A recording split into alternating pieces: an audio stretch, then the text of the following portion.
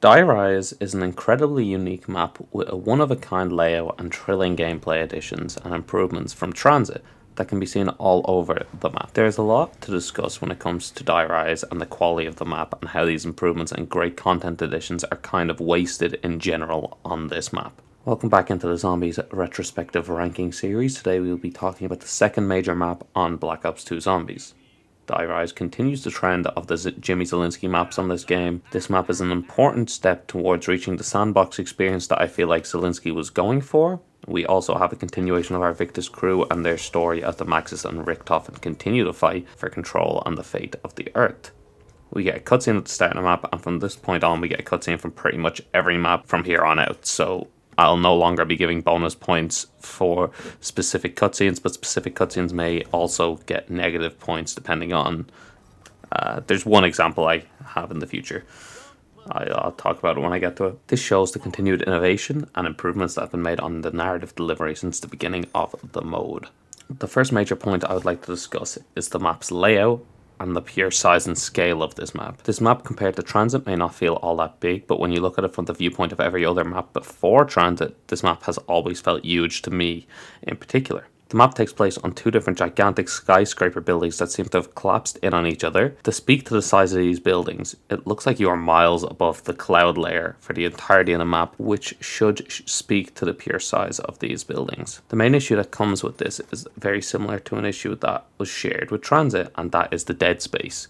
This map is filled with what I would consider even more unutilized space and can be seen on a massive map like Transit, which is embarrassing because Transit is huge and there's less dead space in it. The fact that the near open world map has more used space than Die Rise is just not a good look. I can name like 3 areas on the map that you visit somewhat often, and besides these areas you may not visit the others more than once on your journey throughout opening the map. When we look at the traversal of this map and its layout, we are looking at the map that is again very big, but this is not big horizontally but rather vertically, as the map's layout requires you to climb up and down these two collapsed buildings rather than along them on 1 or 2 floors. You are instead sent between many different floors to hold different items, perks to help you survive.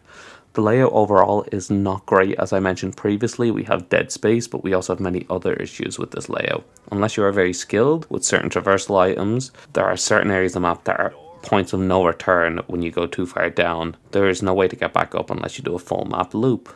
This can feel awful if you are trapped on one side of the building when you need to be on another, or if you just lose focus for a split second and you go down one step too far and need to do a massive loop around to get back to your desired location. This has happened to me numerous times. Speaking on layout, there are some major positives as well. The map is wholly unique in its layout and the environmental design, and the training spots that are on this map are some of the best in Zombies history. It's a very easy map to survive in once you've mastered the layout and how the zombies interact with it. I cannot believe I've talked about the map traversal and all the different ways to do it for so long without even mentioning the elevators. The elevators are how you actually go up and down between the floors. Some floors also have stairs that you can use, but if you want to return to the very bottom of the map to the top, or vice versa, the elevators are needed to do so. This would have worked well as a traversal method if, and this is a big if, you could have called the elevators at any stage. At the moment though, how it was implemented leads to it be very irritating and more of a nuisance during play. Moving on, if you guys remember or watched the Black Ops 1 episodes, you may have noticed me complaining a lot about the reuse of the Nova Crawlers in that game. You may expect me to do that again here with the special round. There's none other than a new version of the Nova Crawler enemy type design called the Jumping Jacks. You may expect me to hate these enemies or complain about their inclusion, as the model is incredibly similar to the Nova Crawlers. I actually am not going to do that. I really like the Jumping Jack flinger type enemies on this map. This is for a few different reasons. One, they fit the theme of the map because you do a lot of jumping between buildings, and the trampoline building that being a buildable that flings you gives you a similar jumping ability to them. Two, if you have 100% accuracy against the Jumping Jacks, you can actually get every perk on the map. The Jumping Jacks will actually drop both max ammo and free perk if you don't miss a single shot. This can be achieved using your guns, of course, but smart players can also utilize the trample steam or a melee weapon like the returning Galvan Knuckles to destroy them without even firing a shot, therefore having 100% accuracy. This is one of the easiest classic zombies maps to get all of the perks on because of this. 3. These enemies are stuck to special rounds. This makes a massive difference. When you look at the classic Nova Crawlers, they can spawn in regular gameplay and just mess you up or annoy you while you're killing the zombies. This version of the enemy is the max ammo round for this map, which if you all remember back when I reviewed Kino, that's what I said the Nova Crawlers should have been. And this is literally all these enemies needed. All the Nova Crawlers needed to do was do what the Jumping Jack's done, and that's all they needed to do to make me like them.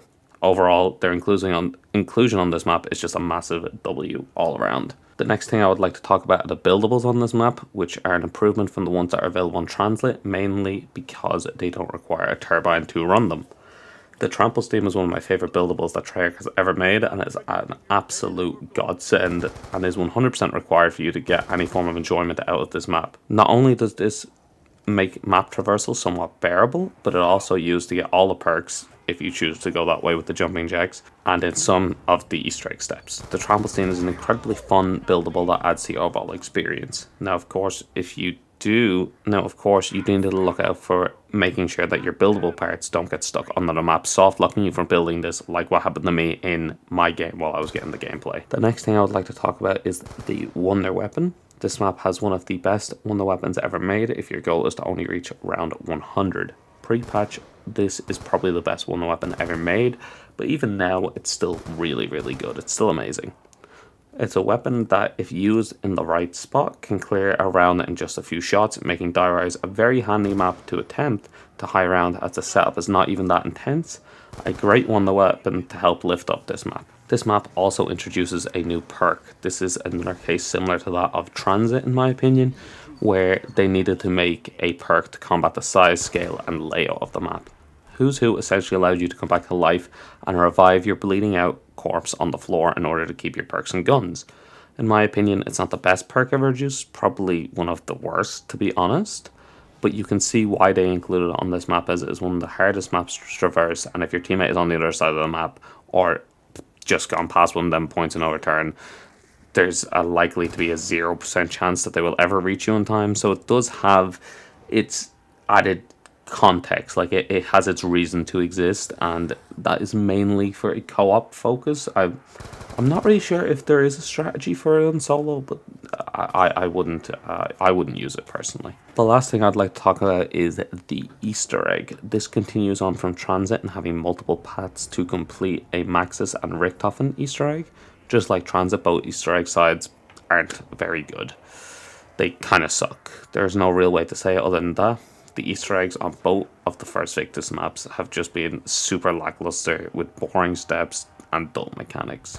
The overarching story, on the other hand, is actually quite interesting, as we have Maxis and Richthofen fighting for control over the world, following on from Moon, which is a very fun and logical continuation. Unfortunately for this map, the Easter egg does a poor job conveying that, although I do want to give this map bonus points for having multiple paths, and I feel like this would be a cool concept to see them explore going forward in Black Ops 6. It's a shame that this has never came back, as when you look at the overall package of Call of Duty Zombies. Like, think about how cool it would have been to have an Omega versus Requiem path in Cold War, for example, or like, I don't know, like a Cortifex or a Construct path versus the Von List or whatever. I don't know, Vanguard, but I was just, the two teams, you know, there's the good guys and the bad guys. How it would be nice to have an option, sort of like in this game, where you could choose and get slightly different outcome in the final quest, like you do in Buried in this game.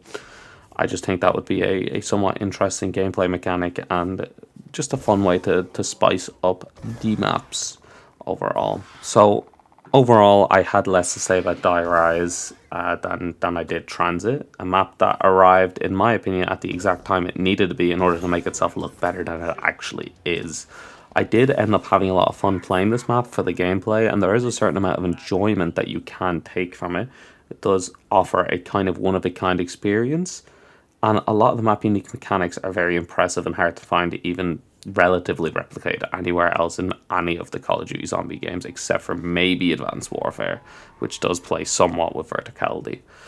Unfortunately, when you look at it compared to all of the other offerings before this and all of the little annoyances on the map that start to add up, you can see the overall packaged score of this map decrease, unfortunately. This map at the moment, I'm currently unsure where I want to place it actually. I think for now we're going to place it at the top of D tier. This is a map that I actually could see rising into a C tier map as the list fills up though.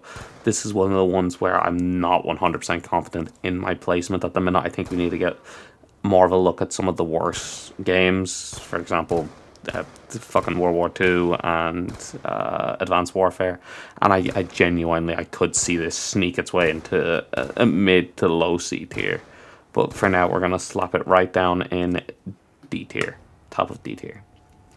Next time we'll be talking about Mob of the Dead, which is a map I'm extremely excited to talk about. If you enjoyed, please leave a like, a subscription, and a comment to let me know if you agreed or disagreed, or where you would place Die Rise, because I'm sure there's some of you that would place it much higher or much lower. I will see you guys in the next episode.